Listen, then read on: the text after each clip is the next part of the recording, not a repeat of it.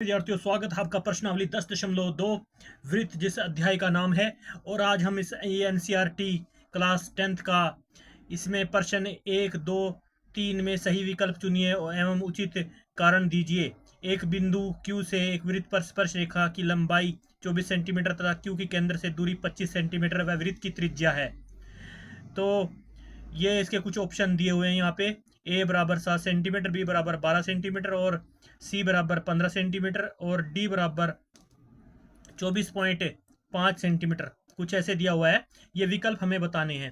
पहले सवाल का बताया गया है, दूसरा सवाल दिया गया है और तीसरा सवाल दिया गया है। इन सब में विकल्प को हमें बताना है, विकल्प वाले आंसर होंगे ये। तो प्यारे विद्यार्थियों, हमें सबसे पहले, मैं इन सबको सोल्व करने से पहले आपको थोड़ा ज्ञान दे देता हूँ किस चीज़ के बारे में कि सबसे पहले जो है ना, दो प्रमेय इसमें यूज होंगी। अगर आपको ये दो प्रमेय अच्छे से आती हैं तो आपको इनको सोल्व करने में कोई दिक्कत नहीं आएगी। प्रमेय कौन कौन सी दो प्रमेय हैं? एक प्रमेय है आपकी, मैं थोड़ा मोटा ज्ञान दूंगा, पहले मैं ऑलरेडी करवा चुका हूं। प्रमेय है 10.1। प्रमेय 10.1 क्या कहती है? प्रमेय 10.1 में कहा गया है कि वृत्त किसी बिंदु पर स्पर्श रेखा स्पर्श बिंदु से जाने वाली त्रिज्या पर लंब होती है। तो ये प्रमेय में कहा गया है, क्या कहा गया है कि एक वृत्त पर स्पर्श रेखा जो है जाने वाली, जो है वृत्त, यानी लिखेंगे यहाँ पे वृत्त, इसको आपको याद रखना है, वृत्त के किसी बिंदु पर स्पर्श रेखा, जो स्पर्श रेखा है, स्पर्श रेखा जो है स्पर्श बिंदु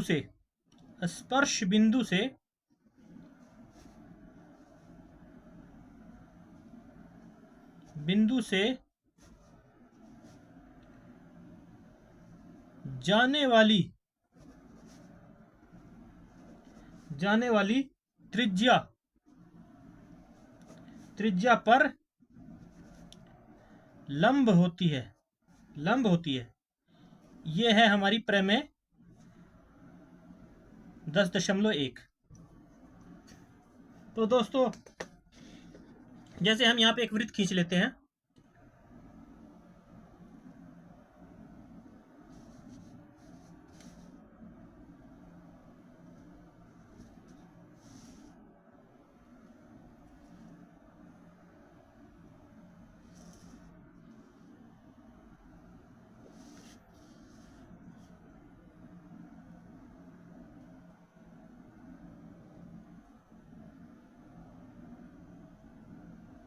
तो इस तरह से एक वृत्त खींचा हमने यहाँ पे। अब इस वृत्त के लिए क्या कह रहा है ये दोस्तों?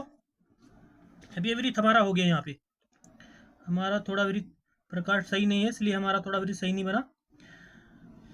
तो दोस्तों, इसमें क्या कहता है? त्रिज्या, ये यहाँ पे क्या है, यहाँ से यहाँ जहाँ वृत्त खींचा गया, तो एक स्पर्श रेखा इसके नीचे है। इतनी ही बात बताई गई कि एक स्पर्श रेखा, यहाँ पे कोई बिंदु है, यहाँ पे कोई स्पर्श रेखा टच कर रही है यहाँ पे,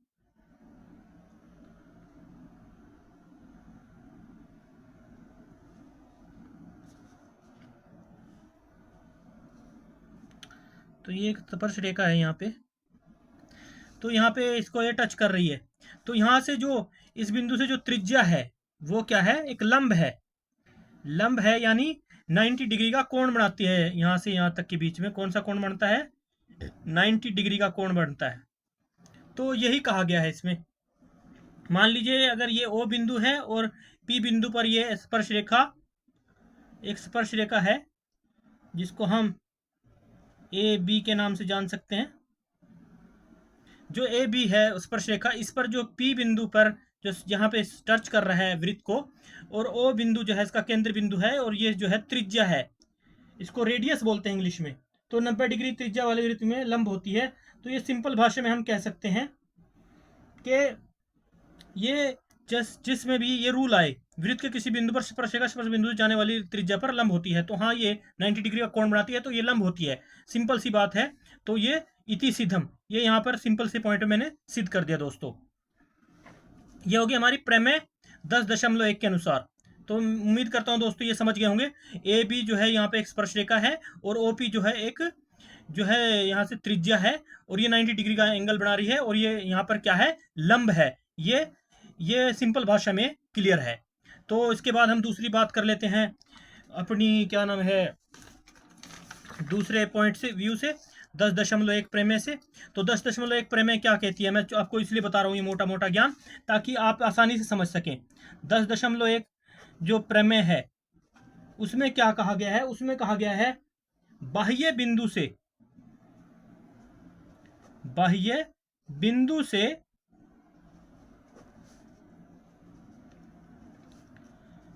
वृत्त पर खींची गई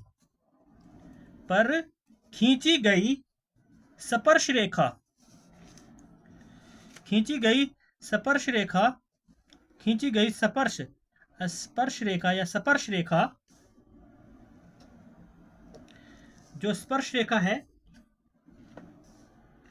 खींची गई स्पर्श रेखाओं की लंबाइयां बराबर होती हैं। रेखाओं को यहां पे लिखेंगे रेखाओं। ये प्रमेय तो हमारा ये रहेगा, प्रमेय 10.2 प्रमेय से है ये। तो इसमें 10.2 प्रमेय से चल रहे हैं हम। बाह्य बिंदु से वृत्त पर खींची गई स्पर्श रेखाओं का क्या कह रहा है ये, रेखाओं की लंबाइयां की जो लंबाइयां हैं, लंबाइयां जो हैं वो क्या होती हैं, वो बराबर होती हैं। मैं आपको सिर्फ सिंपल भाषा में बता रहा हूं दोस्तों। तो आप समझ लीजिए ये एक वृत्त है, यहाँ पे हमने खींच लिया, एक वृत्त अपने हाथ से बना लिया सिंपली, और ये इसका केंद्र बिंदु है यहाँ पे, और यहाँ पे एक बाह्य बिंदु है इसकी सीध में ही, यहां से यहां तक, जो ये बिंदु यहां से यहां तक इसको टच करेगा,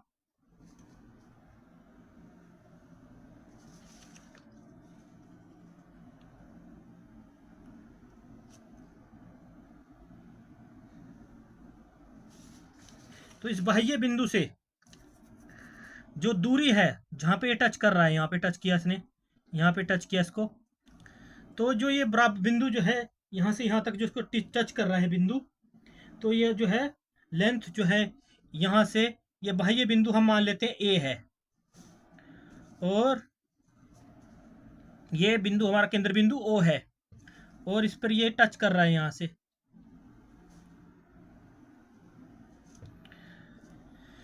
तो जो यहाँ की लेंथ है, वो यहाँ की लेंथ जो है वो बराबर है। वो क्यों बराबर है, क्योंकि यहाँ से यहाँ तक की जो लंबाई है बराबर है, यहाँ से यहाँ तक, और यहाँ से यहाँ तक की लंबाई बराबर है। ये लेंथ बराबर है इस लेंथ के,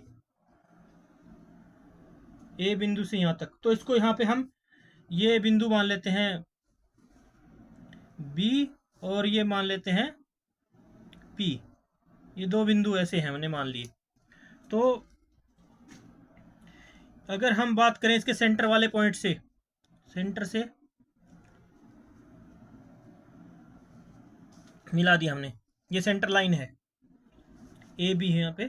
तो बाह्य बिंदु से लंबाइयां बराबर होती हैं, तो यहाँ से यहाँ तक की जो लंबाई बराबर होगी, ये लंबाई बराबर होगी, यानी ए बी बराबर होगी, पैरेलल होगी, या पैरेलल कह सकते हैं, या बराबर होगी किसके, ए पी के।